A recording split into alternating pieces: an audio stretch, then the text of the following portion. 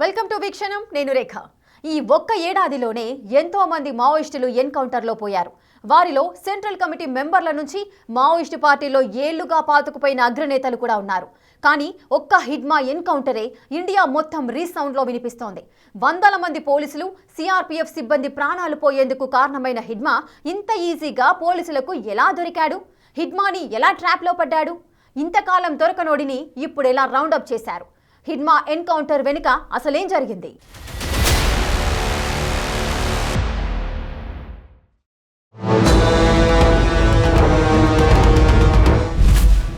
Hidma elimination ఇప్పుడు sensation. Hidma ఏపీకి ఎలా వచ్చాడు? పోలీసుల ట్రాప్లో ఎలా పడ్డాడు? హిడ్మా ఎన్కౌంటర్ తరువాత రైజ్ అవుతోన్న క్వశ్చన్ ఒకటే, ఇన్నాళ్లు దొరకని వ్యక్తి ఇప్పుడెలా దొరికాడు? దాదాపు 26 సార్లు భద్రతా దళాలపై దాడులు చేసినోడు, ఒక్కసారి కూడా పోలీసులకు దొరకకుండా తప్పించుకున్నోడు ఇప్పుడెలా దొరికాడు లాంటి ఎన్నో ప్రశ్నలు తలెత్తుతున్నాయి. మావోయిస్టు పార్టీలో కీలకమైన వ్యూహకర్తగా ఉన్న హిడ్మా ఎన్నో ఏళ్లుగా భద్రతా బలగాలకు కంటి మీద కునుకు లేకుండా చేస్తున్నాడు. అయితే ఆపరేషన్ కగార్ మొదలైన తరువాత మావోయిస్టులకు గడ్డుకాలం మొదలయ్యింది. అడవిలో సీన్ మారింది. ఈ ఒక్క ఏడాదిలోనే ఎంతో మంది మావోయిస్టులు ఎన్కౌంటర్లలో చనిపోయారు. కానీ వాటన్నింటిలో హిడ్మా ఎన్కౌంటరే అత్యంత ప్రాధాన్యతని సంతరించుకుంది. ఎందుకంటే Hidma Maoist party central committee సభ్యుడు. అంతకు మించి People's Liberation guerrilla army battalion number 1 కి కమాండర్. సుమారు 2 దశాబ్దాలుగా భద్రతా బలగాలకు చిక్కకుండా అరణ్యంలో అజ్ఞాతంలో ఉంటూ వస్తున్నాడు. దాదాపు పట్టుబడ్డాడు అనుకున్న ప్రతిసారి అదృశ్యమయ్యాడు. అలాంటి హిడ్మా ఇప్పుడు ఆంధ్రప్రదేశ్ అడవుల్లో జరిగిన ఎదురుకాల్పుల్లో చనిపోవటమే అందరికీ ఆశ్చర్యకరంగా ఉంది. ఇది మావోయిస్టు పార్టీకి కోలుకోలేని దెబ్బ.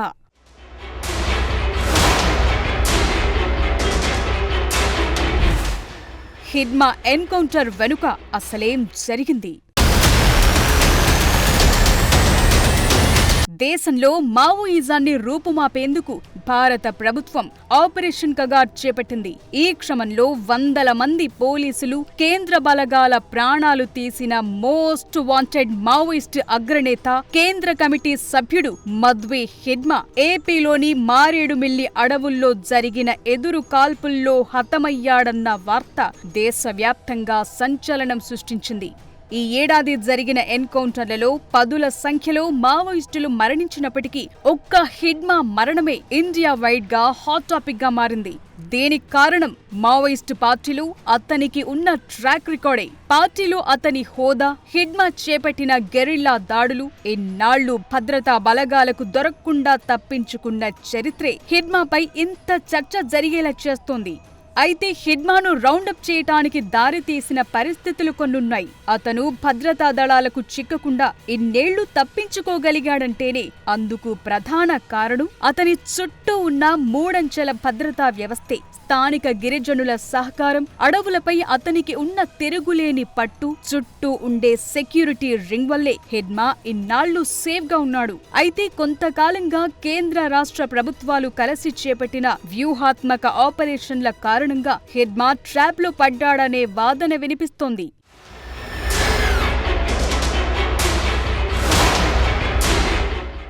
ఛత్తీస్గఢ్తో పాటు మావోయిస్టు ప్రభావిత ప్రాంతాల్లో భద్రతా బలగాలు ఆపరేషన్ కగార్ పేరుతో గాలింపు చర్యలను తీవ్రతరం చేశాయి. దశాబ్దాలుగా మావోయిస్టులను పట్టుకోవటంలో ఎదురైన వైఫల్యాలను అధిగమించేందుకు భద్రతా బలగాలు లేటెస్ట్ టెక్నాలజీని విస్తృతంగా ఉపయోగించాయి. డ్రోన్లు, శాటిలైట్ మ్యాపింగ్, టెక్నికల్ ఇంటెలిజెన్స్ ద్వారా దట్టమైన అడవుల్లోనూ మావోయిస్టుల కదలికలను నిరంతరం ట్రాక్ చేయగలిగారు. దాంతో హిడ్మా ఆపరేషనల్ పాయింట్ అయిన దండకారణ్యంలో ప్రాంతంలో మావోయిస్టుల కదలికలు కష్టమయ్యాయి. అన్ని వైపుల నుంచి నిర్బంధం పెరగటంతో హిడ్మా తన భార్య మడకం రాజేష్ సహా కీలక రక్షణ దళ సభ్యులతో కలిసి షెల్టర్ జోన్ కోసం ఆంధ్రప్రదేశ్, ఒడిశా, ఛత్తీస్గఢ్ సరిహద్దుల్లోని సురక్షిత ప్రాంతాలకు తరలి వెళ్లేందుకు ప్రయత్నించాడు. ఈ క్రమంలోనే హిడ్మా బృందం ఏపీలోని అల్లూరి సీతారామరాజు జిల్లా మారేడుమిల్లి అడవుల్లోకి ప్రవేశించింది. ఈ ప్రాంతం ఎప్పటి నుంచో మావోయిస్టులకు ఓ షెల్టర్ జోన్ గా ఉండేది. అలా ఈసారి కూడా ఆపరేషన్ కగార్ నుంచి తప్పించుకునేందుకు కొన్నాళ్ల పాటు సైలెంట్ గా ఉండేందుకు మారేడుమిల్లికి వచ్చినట్టు సమాచారం. అయితే హిడ్మా కదలికలపై ఏపీ ఇంటెలిజెన్స్ బ్రాంచ్ కి, తెలంగాణ ఇంటెలిజెన్స్ కి ఖచ్చితమైన నిఘా సమాచారం అందింది. అలా హిడ్మా బృందం మారేడుమిల్లి అటవీ ప్రాంతంలో తలదాచుకున్నట్లు నిఘా వర్గాలు గుర్తించాయి. మావోయిస్టుల అంతర్గత సమాచారాన్ని ఛేదించటమే ఈ ఆపరేషన్ కు కీలకంగా మారింది.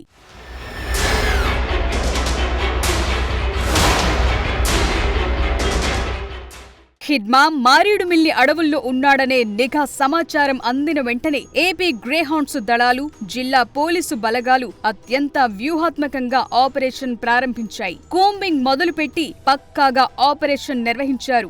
మంగళవారం ఉదయం 6:30 నుంచి 7 గంటల మధ్య హిడ్మా బృందం అటవీ ప్రాంతంలో భద్రతా బలగాలకు ఎదురుపడింది. దాదాపు అరగంట నుంచి గంట పాటు పోలీసులు, హిడ్మా దళం మధ్య భీకర ఎదురుకాల్పులు జరిగాయి. హిడ్మా తన రక్షణ దళంతో పోరాడినా చివరికి పోలీసు బలగాల వ్యూహానికి చిక్కక తప్పలేదు. ఎదురు కాల్పుల్లో హిడ్మాతో పాటు అతని భార్య రాజేష్ సహా మొత్తం 6 కీలక మావోయిస్టులు మరణించారు. వారంతా హిడ్మా రక్షణ దళంలో కీలక సభ్యులుగా ఉన్నారు. ఇప్పటికీ అనేక ఎదురు దెబ్బలతో సతమతమవుతున్న మావోయిస్టు పార్టీకి హిడ్మా ఎన్కౌంటర్ కోలుకోలేని దెబ్బగా మారింది. హిడ్మా డైరీని స్వాధీనం చేసుకున్న పోలీసులు మావోయిస్టుల నివాసాల వివరాలు, సంప్రదింపుల కోడ్లు, ఆయుధాల డంప్ల గురించి తెలుసుకున్నారు. దాంతో 4 రాష్ట్రాల్లో ఆయుధాల డంప్లని స్వాధీనం చేసుకునేందుకు పోలీసులు గాలింపు చేపట్టారు.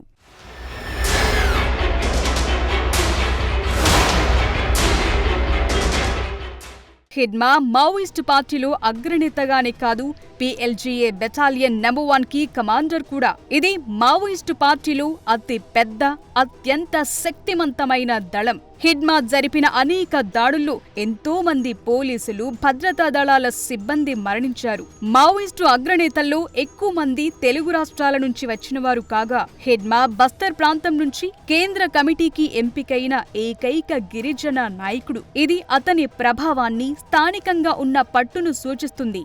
హిడ్మా మరణం మావోయిస్టు పార్టీ సామర్థ్యం, అంతర్గత వ్యవస్థపై తీవ్ర ప్రభావాన్ని చూపిస్తుంది. యువతను రిక్రూట్ చేయటంలోనూ, దండకారణ్యంలో దాడులను సమన్వయం చేయటంలో హిడ్మాకు తిరుగులేదు. అలాంటి వ్యక్తి ఎన్కౌంటర్ మావోయిస్టు ఉద్యమానికి కోలుకోలేని దెబ్బగా, భద్రతా బలగాలకు చరిత్రాత్మకమైన విజయంగా విశ్లేషిస్తున్నారు.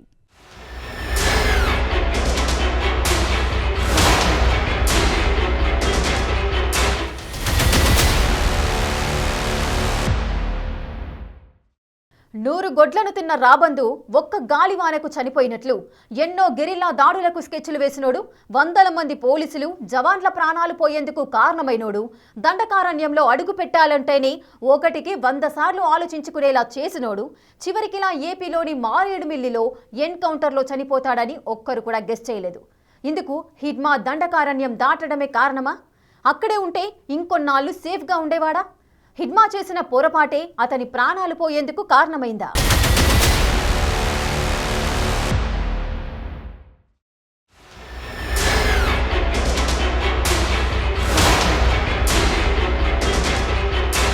హిడ్మా పోలీసుల హిట్ లిస్టులో ఉన్నాడు.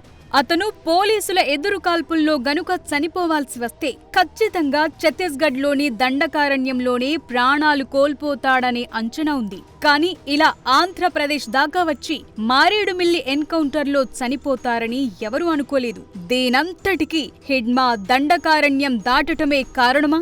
ఇంతకాలం బస్తర్ బయట అడుగుపెట్టని హిడ్మా ఇప్పుడెందుకు ఛత్తీస్గఢ్ బార్డర్ దాటి ఏపీలోకి ఎంటర్ అయ్యాడు?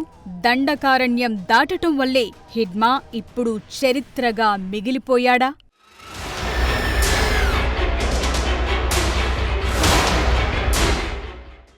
గెరిల్లా దాడుల్లో తిరుగులేని వ్యూహకర్త దశాబ్దాలుగా భద్రతా బలగాలకు సింహస్వప్నం. అలాంటి హిడ్మా మరణం మొత్తం దేశాన్ని ఆశ్చర్యపరిచింది. ఛత్తీస్గఢ్లోని తనకు కంచుకోటగా ఉన్న దండకారణ్యాన్ని దాటి ఏపీలోని మారేడుమిల్లి అడవుల్లో ఎన్కౌంటర్కు గురవటం వెనుక అనేక ప్రశ్నలు తలెత్తుతున్నాయి. దండకారణ్యం నుంచి రావటమే హిడ్మా చేసిన పొరపాటనే చర్చ కూడా మొదలైంది. అక్కడ ఉన్నన్ని రోజులు హిడ్మా బాగానే ఉన్నాడు. దండకారణ్యం మొత్తం అతనికి కొట్టిన పిండి.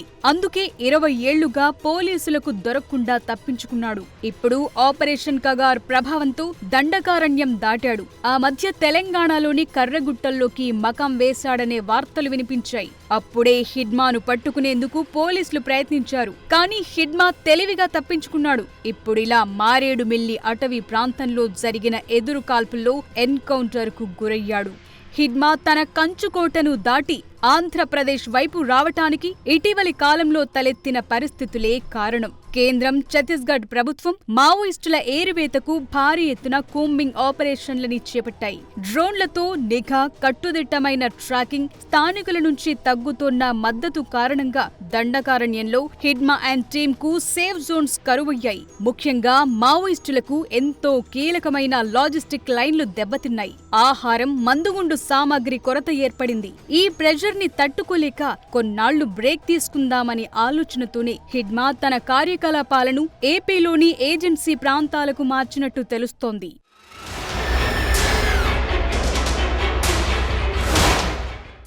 ఎన్కౌంటర్ కు కొద్ది రోజుల ముందు హిడ్మా లొంగిపోవటానికి సిద్ధంగా ఉన్నాడనే వార్తలొచ్చాయి. కానీ పోలీసులు మాత్రం హిడ్మాకు అలాంటి ఆలోచన లేదని, ఉద్యమాన్ని కొనసాగించాలని అనుకున్నారని చెప్తున్నారు. మొదట తెలంగాణ అడవుల్లో మకం వేయాలనుకున్న ఏపీ అడవులే సేఫ్ అని భావించి ఇక్కడికొచ్చారన్నారు ఏపీ ఇంటెలిజెన్స్ ఏడీజీ మహేష్ చంద్ర లడ్డా.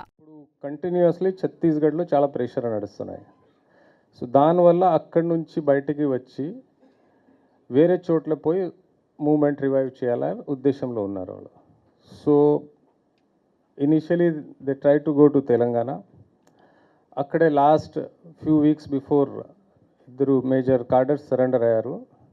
సో ఎవరిదికి సరెండర్ ఇష్టం లేదు, ఈ మూమెంట్ కంటిన్యూ చేయాలా. వాళ్ళు ఏం చేస్తున్నారంటే వాళ్ళు కార్డర్ సరెండర్ అయ్యా వాళ్ళ మీద నమ్మకం లేని వల్ల మళ్ళీ మేము అక్కడే ఉంటే మాకు ఏదో హాని చేస్తారు. Internal rivalry basically. సో దానివల్ల they are looking for the new places. దానిలో AP is one, then Odisha is one, then the other neighbouring states. Because ఛత్తీస్గఢ్లో కంటిన్యూస్గా వాళ్ళ ఫీలింగ్ అంటే ఏఓపీస్ పోలీస్ ఆపరేషన్స్ కంటిన్యూగా అవుతున్నాము. నిజానికి మావోయిస్టులు తరచుగా ఇతర రాష్ట్రాల్లోని అడవులను షెల్టర్ జోన్లుగా వాడుతుంటారు. ఈ ప్రాంతాలు ఏపీ, ఛత్తీస్గఢ్, తెలంగాణ, ఒడిశా సరిహద్దుల్లో ఉండటం వల్ల ఏదైనా ఒక రాష్ట్రంలో ఒత్తిడి పెరిగితే మరో రాష్ట్రానికి వెళ్లటం సాధారణంగా జరిగేదే. అయితే మారేడుమిల్లి అడవులు ఏపీ, ఛత్తీస్గఢ్, ఒడిశా సరిహద్దులకు దగ్గరగా ఉండడంతో హిడ్మా ఈ ప్రదేశాన్ని ఎంచుకున్నట్లు తెలుస్తోంది. అయితే హిడ్మా దండకారణ్యం దాటి రావటాన్ని అతని వ్యూహాత్మక పొరపాటుగా విశ్లేషకులు భావిస్తున్నారు. ఎందుకంటే హిడ్మా పుట్టి పెరిగిన ప్రాంతం దండకారణ్యం.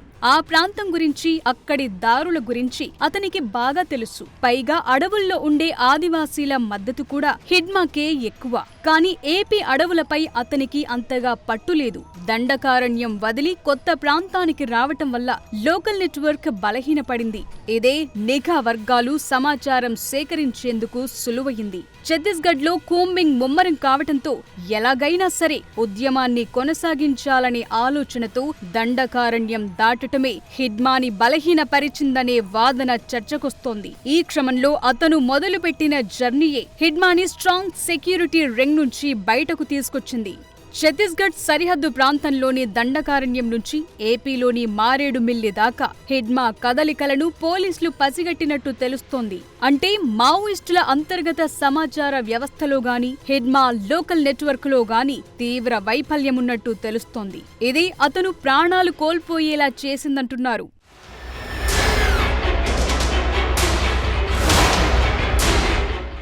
ఏదేమైనా హిడ్మా ఎన్కౌంటర్ మావోయిస్టు ఉద్యమానికి అతి పెద్ద ఎదురు దెబ్బ.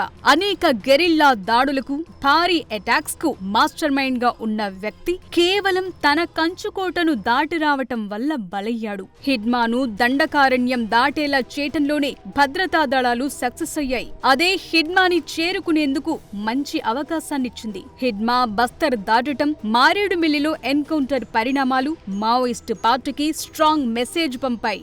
ఇకపై దండకారణ్యం కూడా వారికి సేఫ్ జోన్ కాదు. భద్రతా బలగాల యాంటీ మావోయిస్టు ఆపరేషన్లు సరిహద్దులు దాటి విస్తరించాయనటానికి తాజా పరిణామాలే బిగ్గెస్ట్ ఎగ్జాంపుల్స్.